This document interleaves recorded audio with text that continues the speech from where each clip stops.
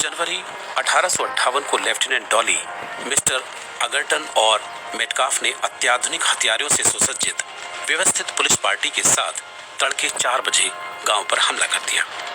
हमले का गुर्जरों ने प्रतिरोध किया, जिसमें अगर्टन घायल हो गया, उसे गंभीर चोट आई। तब पुलिस पार्टी के सिख सवारों ने गुर्जरों को बहुत बेरहमी से मारना काटना शुरू कर दिया। 90 को बंदी बनाकर महरौली ले जाकर फांसी दी। लिखा है कि हमने इन गुर्जरों को अच्छा सबक सिखाया। यह उन सभी विद्रोहियों के लिए नसीहत बनेगा। सरकारी आंकड़ों में यह संख्या बहुत कम बताई गई है। सच यह है कि मजिस्ट्रेट मेटकाफ गुर्जरों से अपना बदला बहुत निर्दयता व बर्बरतापूर्ण तरीके से लिया। उसने गांव के 12 वर्ष से ऊपर सभी पुरुषों को बंदी बनाया और गांव में चौपाल के पास गुदगुद नामक जगह पर लाकर तलवारों से काटा। कुछ को गोलियों से भून दिया, सैकड़ों को फांसी दी। जो लोग जंगलों की ओर भाग गए थे, उनके पीछे सवार भेजे गए, उन्हें वहीं गोली मारकर ढेर कर दिया।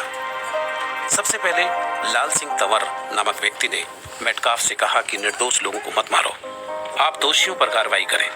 इतना सुनते ही सत्ता के वश मदमस्त बदले की आग में जल रहे फिरंगियों ने लाल सिंह को गोली मारकर उन्हें वहीं ढेर कर दिया। गांव के ही एक अन्य कैचू नामक नाई ने मेटकाफ से कहा कि आपने मेरे सारे जजमान मार दिए, अब मैं किसकी हजामत बनाऊंगा और इन लोगों की स्वर्ग में भी मैं ही हजामत बनाऊंगा, इसलिए मुझे भी मार दो। इतना सुनते ही निर्दयी ने उस गरीब निर्दोष को भी गोली मार दी। तभी चैन सुख जाति वाल्मीकि नामक गरीब ने भी मेटकाफ से कहा, आपने मेरे सभी जजमानों को मार डाला, इनके बिना मैं अकेला क्या करूंगा, कृपया मुझे भी मार दीजिए। तब उस हिंसक बेरहम ताम्रमुखी अधिकारी ने निर्दोष चैन सुख को गोली मारकर मौत की नींद सुला दिया। गांव में बचे तो केवल दुधमुहे बच्चे, औरतें और अबोध बालक। इस प्रकार गांव में कोई दाह संस्कार करने वाले भी नहीं बचे।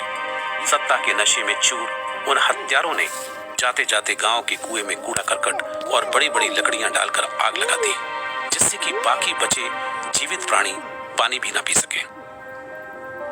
लाशें पड़ी सड़ती रही। पड़ोसी गांव के अन्य जातियों के लोग भी अंग्रेजों के डर से मदद करने नहीं आए, क्योंकि अंग्रेजों ने फरमान जारी कर रखा था कि जो भी इन गुर्जरों की मदद करेगा उसे दंडित किया जाएगा। तब गांव की सभी औरतों ने मिलकर इन सभी लाशों को बिटौड़ा में रखकर आग लगा दी, जिससे सभी दिवंगत आत्माओं का सामूहिक दाह संस्कार किया जा सका। 1857 की क्रांति के बाद सभी गुर्जरों के गांवों को जमीन को जब्त कर लिया गया और गांवों को बागी घोषित करने की कार्रवाई करनी शुरू हुई। उसके बाद 1871 में क्रिमिनल ट्राइब एक्ट बनाकर गुर्जरों को जन्मजात अपराधी घोषित किया गया और अनेकों बंदिशें लगाई गई।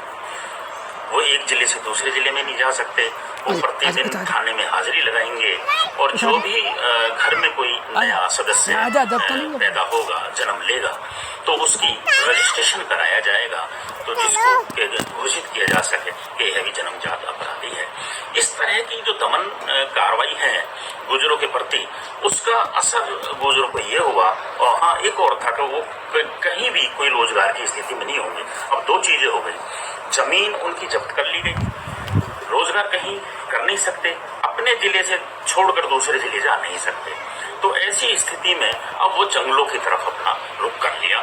गुर्जरों के जितने भी गांव हैं, मोस्टली कोई पहाड़ में है, कोई नदी के किनारे है, वो मुख्य जो रोड है उससे दूर बसे हैं। उसका कारण था कि वो अंग्रेजों से बचना उनको था किसी भी तरह से, और उनको सर्वाइव भी करना था। समस्त गुर्जरों की जमीन को जब्त कर लिया गया और गांव पर बहुत भारी जुर्माना लगाया गया। फतेहपुर गांव पर 8 रुपए एकड़, असौला गांव पर 7 रुपए एकड़ का जुर्माना राशि लगाई गई। बाकी महरौली क्षेत्रों अन्य गांवों में इसी प्रकार भूमि के किस्म के अनुसार जुर्माना लगाया गया। इस जब्त जमीन को अंग्रेजों ने उन दलित लोगों को देना प्रारंभ कर दिया जो ईसाई धर्म अपना लेता। इस गांव पर अपना नियंत्रण रखने के लिए अंग्रेजों ने एक पुलिस चौकी और चर्च का निर्माण किया।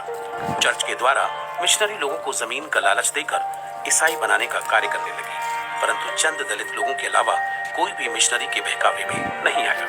यह मिशनरी चर्च आज भी विद्यमान है। एक अन्य महत्वपूर्ण घटना है। जनवरी 1858 में मेटकॉफ के कहर से बचे बच्चों की स्मृति में यह घटना एक शूल की तरह चुभती रहती। जब ये बच्चे बालिग और समझदार हुए तो एक दिन इन्होंने उस घटना का बदला अंग्रेजों से लेने की ठानी। सभी लड़कों ने मिलकर आधी रात के समय चौकी में आग लगाकर सोते हुए समस्त सिपाहियों को जलाकर मार डाला और इसके बाद सभी लड़के जंगलों में भाग गए। इस चौकी के आज भी खंडर मौजूद है।